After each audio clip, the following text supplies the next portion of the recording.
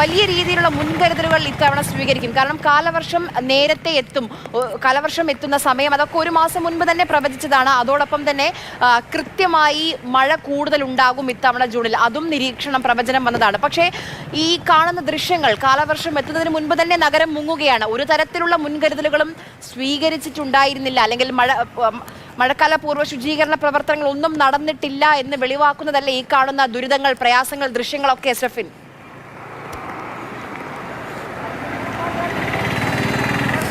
അത് ഏതായാലും അങ്ങനെ മുൻകരുതലുകൾ സ്വീകരിച്ചിട്ടുണ്ടോ എന്നുള്ളതാണ് സർക്കാരും നഗരസഭയൊക്കെ ആവർത്തിച്ച് ആവശ്യപ്പെടുന്നത്. അതെല്ലാം എങ്ങനെ മഴ കൊണ്ടുപോകുന്ന കാഴ്ചയാണ് നമുക്ക് കാണാൻ കഴിയുന്നത്. കാരണം ആ മുന്നൊരുക്കങ്ങളൊക്കെ തന്നെയാണ് ഇങ്ങനെ ഒഴുകി നടക്കുന്നത്. കാരണം ഇതിൽ നിന്ന് തന്നെ മനസ്സിലാക്കാം എത്ര മാത്രം ഉത്തരവാദിത്വമില്ലാതെയാണ് ഈ മഴക്കാല പൂർവ്വ ശുചീകരണത്തെ, ഈ പ്രശ്നത്തെ സർക്കാർ അഭിമുഖീകരിച്ചതെന്ന് നമുക്ക് പറയാൻ കഴിയുന്നതേ ഉള്ളൂ. കാരണം കൃത്യമായ തരത്തിൽ മഴക്കാല പൂർവ്വ ശുചീകരണം എങ്ങും തന്നെ നടത്തിയിട്ടില്ല എന്നുള്ളതാണ് വാസ്തവം. അതിന് ഉദാഹരണമാണ് ഇതെല്ലാം. സാധാരണഗതിയിൽ വെള്ളം ഉയരാത്ത സ്ഥലങ്ങളിൽ പോലും വെള്ളം ഉയരുന്നു. അതോടൊപ്പം തന്നെ നഗരത്തിൻ്റെ ഒരു ചെറിയ മഴ പെയ്താൽ പോലും നഗരത്തിൻ്റെ ഒട്ടുമിക്ക സ്ഥലങ്ങളും വെള്ളത്തിനടിയിലാകുന്ന ഒരു കാഴ്ച. ഇതെല്ലാം തന്നെ തിരുവനന്തപുരത്ത് നമ്മളിങ്ങനെ ആവർത്തിച്ച് കണ്ടുകൊണ്ടിരിക്കുമ്പോൾ ഇനി എത്രത്തോളം ആ ഒരു ന്യായീകരണം പറയാൻ കഴിയുമെന്നുള്ളതാണ് ഏറ്റവും പ്രധാനപ്പെട്ട ചോദ്യം. ആ കാറ് തന്നെ നമുക്ക് ആ ദൃശ്യങ്ങളിൽ ഒരുപക്ഷെ കണ്ടിട്ടുണ്ടോ എന്നറിയത്തില്ല. ആ വാഹനം ഇങ്ങനെ ആ വെള്ളക്കാറ് ഈ വെള്ളത്തിൻ്റെ ഇങ്ങനെ ഓളമടിച്ച് പൊങ്ങുന്ന കാഴ്ച, അതായത് അത്രത്തോളം പ്രതിസന്ധിയാണ് യഥാർത്ഥത്തിൽ ഈ സ്ഥലത്ത് ഉള്ളതെന്ന് പറയാതിരിക്കാൻ കഴിയില്ല. കാരണം ഒരുപക്ഷെ ഇനിയും ജലനിരപ്പ് ഉയരുകയാണെങ്കിൽ ഇതൊക്കെ ഒഴുകിപ്പോകാനുള്ള സാധ്യതയുണ്ട്. അതുകൊണ്ട് തന്നെ എത്രയും പെട്ടെന്ന് ഈ കാറൊക്കെ സ്ഥലത്തുനിന്ന് മാറ്റുന്നതായിരിക്കും ഉത്തമമെന്ന് തോന്നുന്നു.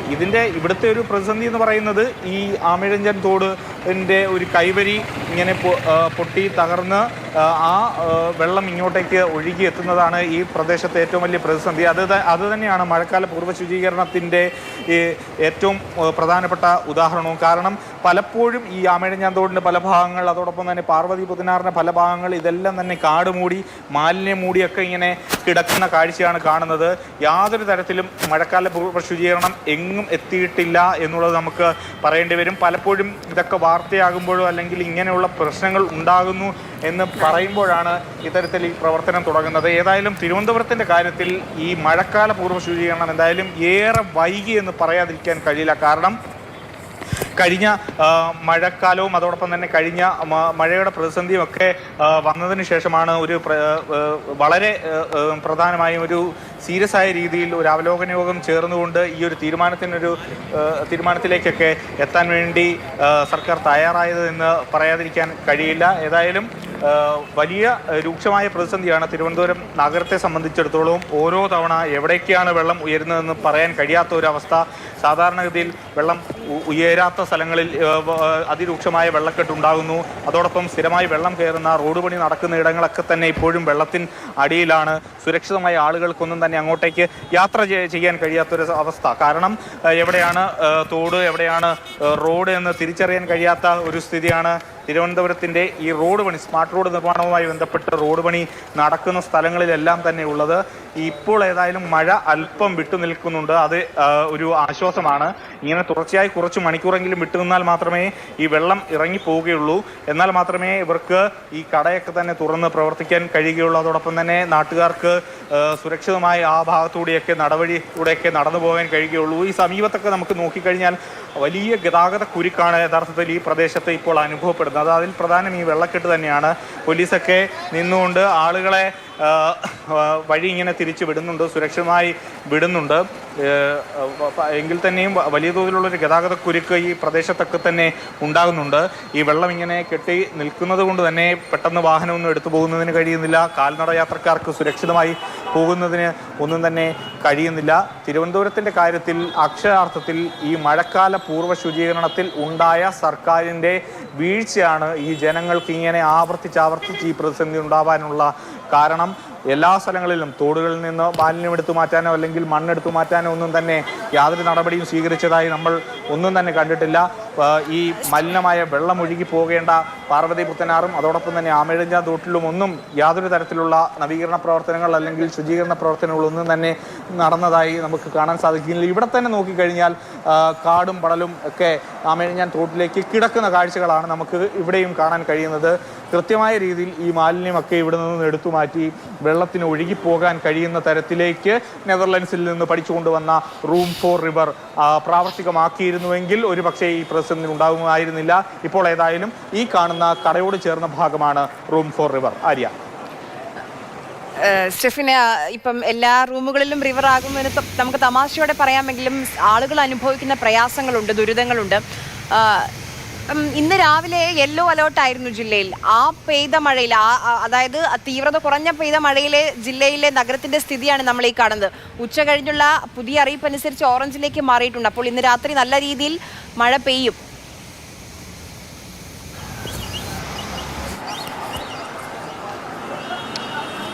ആര്യ, അങ്ങനെ മഴ തകർത്ത് പെയ്യും എന്നുള്ളത് തന്നെയാണ് ഇപ്പോൾ കാലാവസ്ഥാ പ്രവചനം.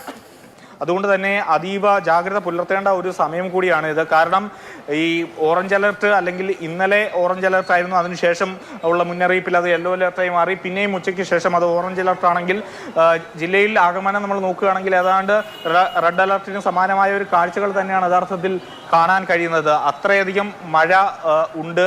അതോടൊപ്പം തന്നെ ആറുകളിലും തോടുകളിലും ഒക്കെ തന്നെ വലിയ തോതിൽ ജലനിരപ്പ് ഉയരുന്നുണ്ട്.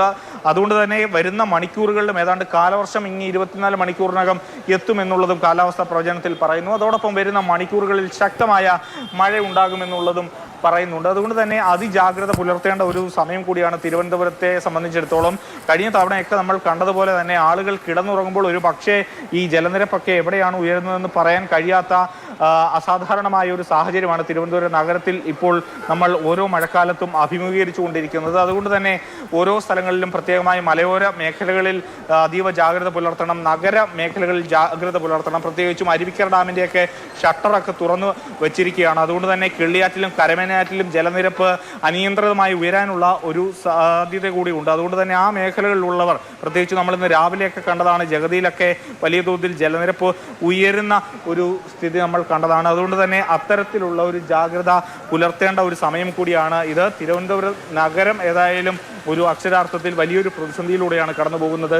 പ്രത്യേകിച്ചും ഈ റോഡൊക്കെ കടന്ന് ചെന്നെത്തുന്നത് ചാല മാർക്കറ്റിലേക്കാണ്. തിരുവനന്തപുരം നഗരത്തിൻ്റെ ഒരു പ്രധാനപ്പെട്ട വ്യാപാര കേന്ദ്രം കൂടിയാണ് അവിടം. ആ ഭാഗങ്ങളിലേക്കൊക്കെ തന്നെ വെള്ളം കയറിയിട്ടുണ്ട്. സ്ഥിരമായി വെള്ളം കയറുന്ന അട്ടക്കുളങ്ങര കിള്ളിപ്പാലം റോഡിലേക്കൊക്കെ തന്നെ വെള്ളം കയറിയിട്ടുണ്ട്. അതുകൊണ്ട് തന്നെ ആളുകൾ സ്ഥിരമായി ഉപയോഗിക്കുന്ന വഴികൾ, അതോടൊപ്പം സ്ഥിരമായി എത്തുന്ന സ്ഥലങ്ങൾ, അവിടേക്കൊക്കെ തന്നെ ഇത്തരത്തിൽ വലിയ തോതിലുള്ളൊരു ജലനിരപ്പ്, വെള്ളക്കെട്ടൊക്കെ അതിരൂക്ഷമായി തന്നെ തുടരുന്ന ഒരു സ്ഥിതിയാണ് യഥാർത്ഥത്തിൽ ഈ പ്രദേശത്ത് എല്ലാം ഉള്ളത്.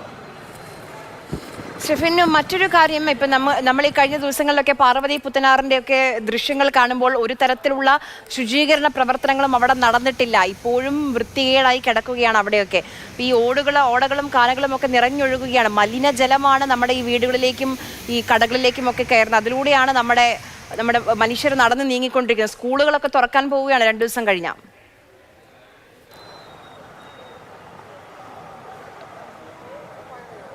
അതേ കാര്യം, ആ സ്കൂളൊക്കെ തുറക്കുമ്പോൾ എങ്ങനെയാകും കാര്യങ്ങൾ എന്നത് നമുക്ക് ചിന്തിക്കാൻ പോലും കഴിയുന്നില്ല. കാരണം ഇതിലൂടെയൊക്കെ ഈ വഴിയൊക്കെ കുട്ടികളെയും കൊണ്ട് സ്കൂളിലേക്കൊക്കെ പോകേണ്ടതാണ്. അതോടൊപ്പം ആര്യ പറഞ്ഞതുപോലെ തന്നെ ഇത് യഥാർത്ഥത്തിൽ മഴവെള്ളമാണെന്ന് ഒരു കാരണവശാലും നമുക്ക് പറയാൻ കഴിയില്ല. കാരണം ആ ഭാഗത്തൂടെ ആമേഴിഞ്ഞാൻ തോട്ടിലൂടെ ഒഴുകിയെത്തുന്ന വെള്ളമാണ് യഥാർത്ഥത്തിൽ ഇവിടെ എല്ലാം പരന്നൊഴുകുന്നത്.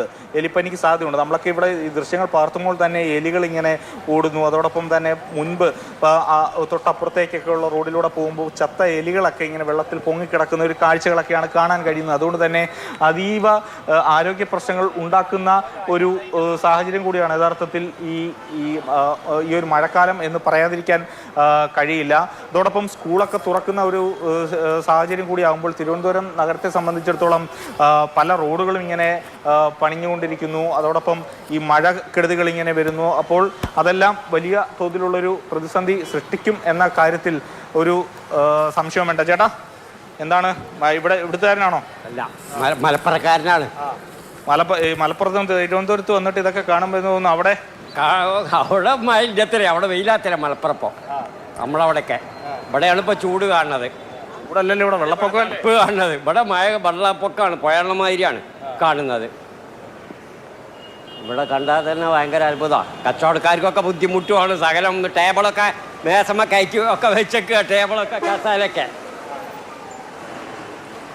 വന്നേ മലപ്പുറത്ത് മലപ്പുറത്തുനിന്ന് വന്നത് ഞങ്ങളിവിടെ ഹോസ്പിറ്റലിൽ വന്നതാ. ആ അപ്പം ഇന്ന് ട്രെയിന് ടിക്കറ്റ് കിട്ടിയില്ല.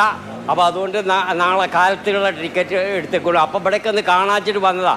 അപ്പം കാണാൻ നോക്കുമ്പോൾ ഒരു കണ്ട കാഴ്ചകളൊക്കെ കണ്ടിട്ട് എന്ത് തോന്നുന്നു? നല്ല കാഴ്ചകളാണ്, അതാണ് ഇപ്പോൾ കാണുന്നത്. വേറെന്തൊക്കെ സുഖമാണ്. എവിടെ സ്ഥലം നിങ്ങളുടെ? ഇവിടെ കൊല്ലം ആയൂര്. ആ ശരി. അപ്പോൾ അദ്ദേഹം മലപ്പുറത്ത് നിന്ന് എത്തിയതാണ്. തിരുവനന്തപുരത്ത് വന്നിട്ട് ഈ കാഴ്ചകളൊക്കെയാണ് യഥാർത്ഥത്തിൽ അദ്ദേഹത്തിന് കാണേണ്ടി വരുന്നത് എന്നുള്ളതാണ് ഒരു അവസ്ഥ. ഇപ്പോൾ പല സ്ഥലങ്ങളിലും ഇപ്പോൾ ഇങ്ങോട്ടേക്കൊക്കെ കാൽനടയായി ആൾക്കാർ. ചേട്ടാ എവിടുന്ന് പോയിട്ട് വരുന്നു? തമിഴാ. ആ മലയാളം മനസ്സിലാവോ? കുറച്ച് അറിയാം. പോയിട്ട് വരിക? ഇവിടെ ടിക്കറ്റ് എടുക്കാൻ വന്നതാ. ഭയങ്കര വെള്ളമായി. പിന്നെ കൂപ്പാട്. എങ്ങോട്ട് പോവാ? കൊളുത്തുപിള്ള. ഇവിടെ നിന്ന് ആര്യങ്കാ പോവും. വെള്ളത്തിൽ കൂടെ തന്നെ നടന്നു പോകണ്ടേ? നോക്കി പോണം. ഓക്കെ ശരി.